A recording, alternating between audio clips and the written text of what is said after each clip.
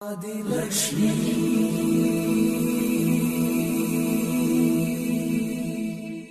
श्री धनलक्ष्मी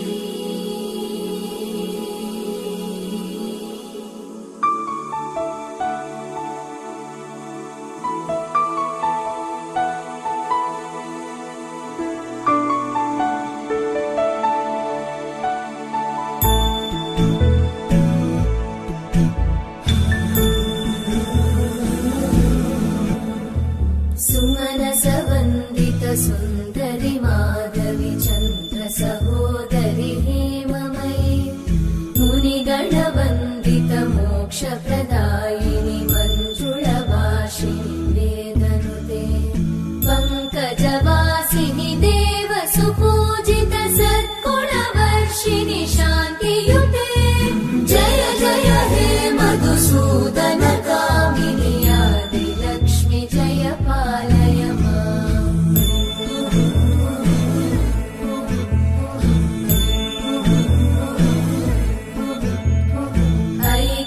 कल्मषनाशिनि कामिनि वैदिकरूपिणि वेदमये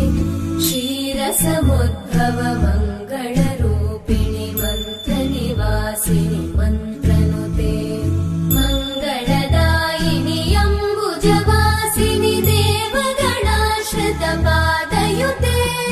जय जय हे मधुसूदन कामिनि धान्यलक्ष्मि जय पालय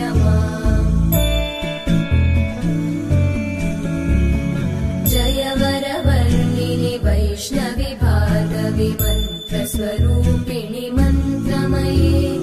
सुरगणपूजित शीघ्रफलप्रद ज्ञानविकासिनि शास्त्रनुते भवभयहारिणि पापविमोचनि साधुजनाश्रितपादयुते जय जय हे मधुसूदन कामिनि धैर्यलक्ष्मि जय पालय